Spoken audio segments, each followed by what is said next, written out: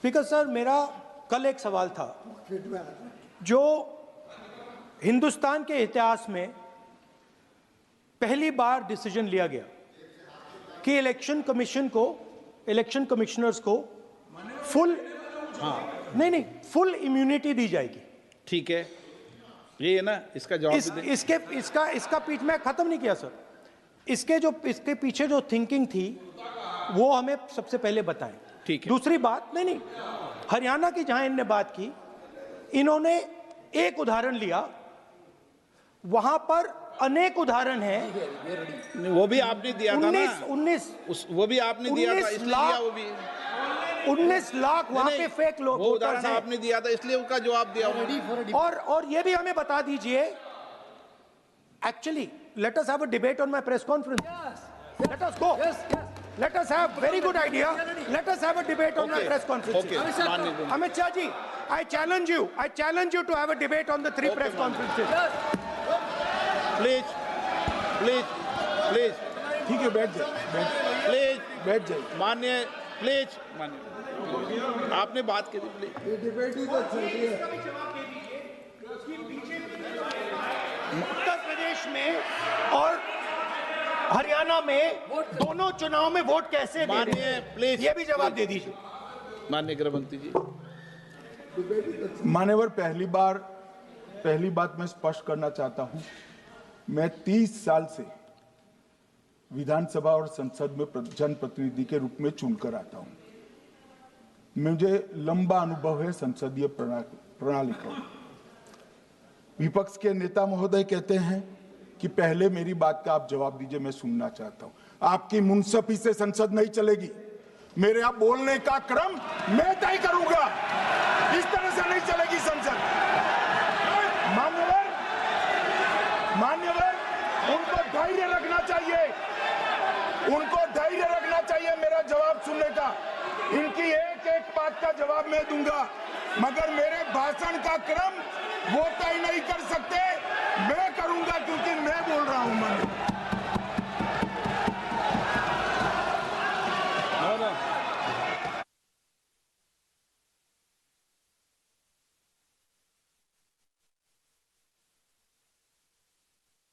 एक मिनट गृह मंत्री जी, एक मिनट गृह मंत्री, क्या गलत बोला उन्होंने यही बोला, आपने जो बात उठाई है मुझे कब बोलना है मैं तय करूंगा, यही बोला ना। उसमें क्यों उत्तेजित हो रहे हो आप? हाँ, आपके 2-2 मिनट में खड़े होने से थोड़ी जवाब देते रहेंगे। नो, माननीय गृह मंत्री, नहीं हो सकता। मैं आपको फिर मौका दूंगा, आपको। आप बोलिए। हाँ, बोलिए सर। ये बोलिए। आपने अगर अमित शाह जी का रिस्पांस देखा तो ये कंप्लीटली डिफेंसिव रिस्पांस है। ये घबराया हुआ रिस्पांस है, ये डरा हुआ रिस्पांस है। अब सुनिए पूरी बात, प्लीज मानिए। नो, सच्चा रिस्पांस नहीं है। माननीय गृह मंत्री जी।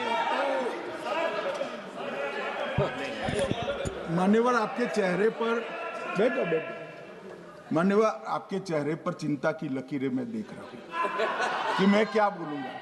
मैं उनके उकसावे में नहीं आऊंगा, मैं मेरे विषय पर बोलूंगा। मान्यवर, मैंने इतना ही कहा कि मेरे भाषण का क्रम मैं तय करूंगा।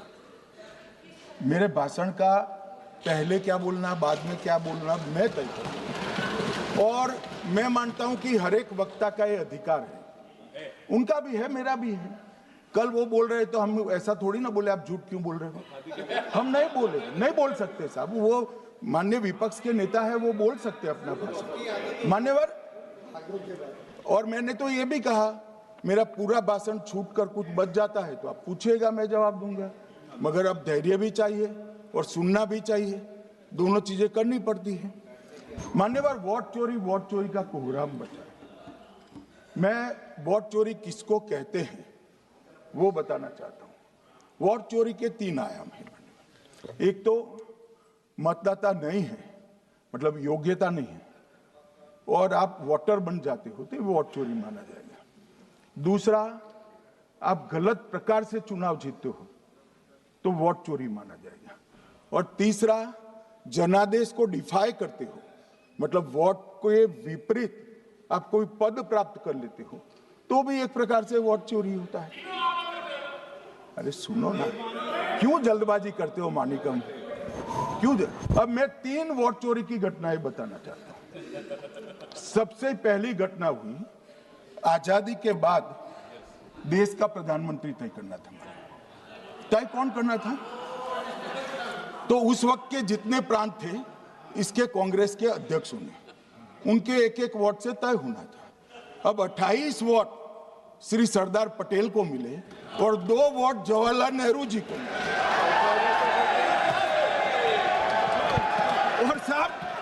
और साहब प्रधानमंत्री जवाहरलाल जी बने।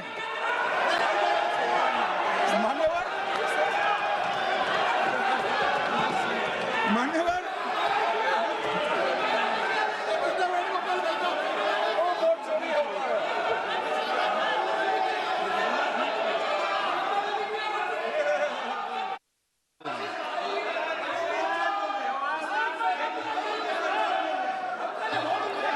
प्लीज, माननीय गृह मंत्री जी, माननीय गृह मंत्री जी,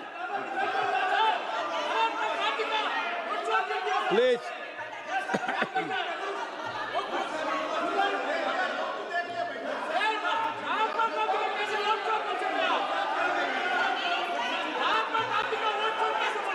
बैठो बैठो, बैठिए माने, please please please.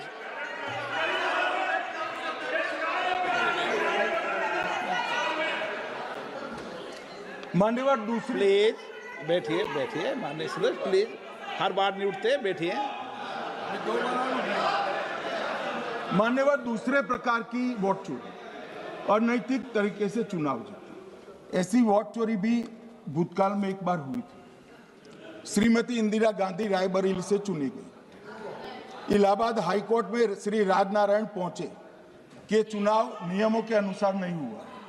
Allahabad high court ने ये तय कर दिया कि श्रीमती गांधी ने उचित तरीके से चुनाव नहीं जीता है, हम इसको रद्द कर देते। मान्यवर, ये भी वोट चोरी थी, बहुत बड़ी वोट चोरी थी।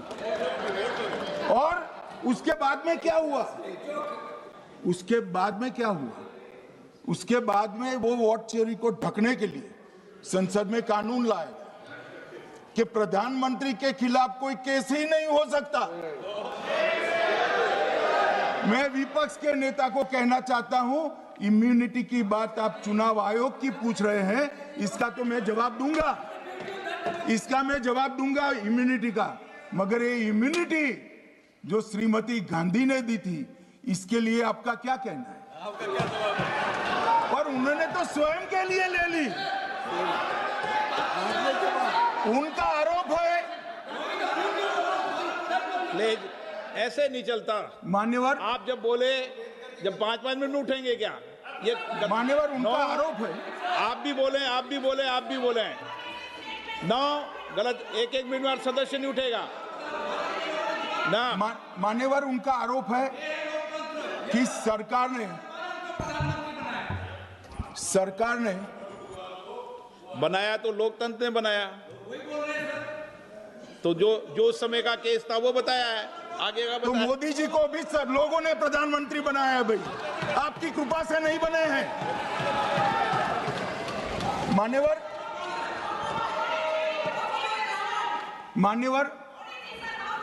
नो, प्लीज सदस्य, माननीय तरीका ठीक नहीं है आपका, 2-2 मिनट में उठना। मान्यवर, विपक्ष के नेता ने कहा कि आपने चुनाव आयुक्तों को इम्यूनिटी दी। इनका आरोप सत्य नहीं है, मैं इसकी बात बाद में करता हूं। परंतु हमने तो चलो मानो चुनाव आयुक्त को इम्यूनिटी दी, श्रीमती गांधी ने तो अपने आप को इम्यूनिटी दी।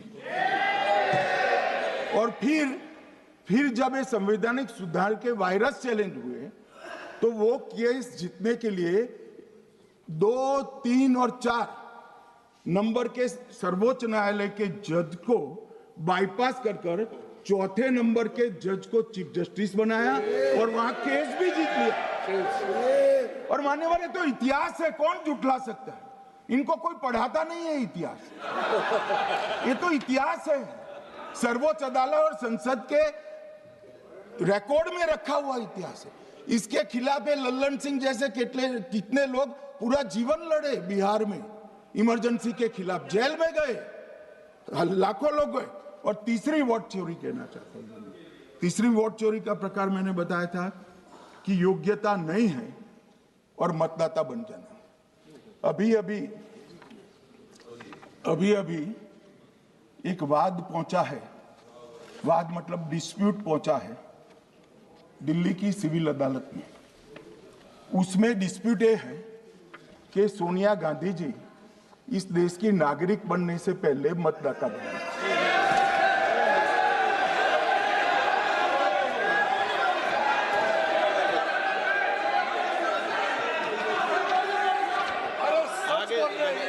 आगे सुनो, बोल क्या रहे, पूरी बात तो सुनो।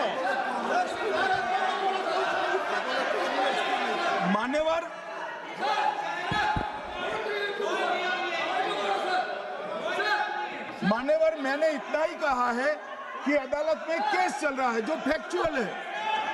अब जवाब तो उनको अदालत में देना है, सोनिया जी ने यहां क्यों दे रहे? अदालत में जवाब देना है।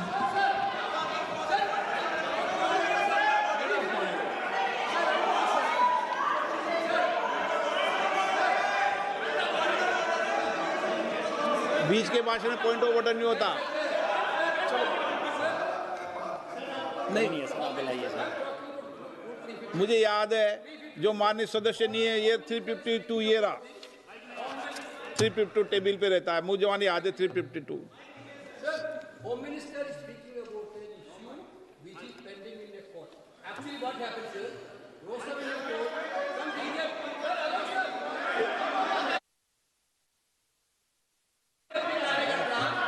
Filed a case on Madam Sonia Gandhi's voting on that 80. Sir, that Rosavini court dismissed that case without, there is no substance in that case. After that, the same person given an appeal. Gandhi not even voted in that election. I am challenging Home Minister. Okay. Sonia Gandhi not even voted that election. Can you prove it? Can you prove it? Sir, misleading statement a Home Minister doing. Sir, you are. What is this, sir? एक minute please दादा, एक minute please. No, बैठिए। No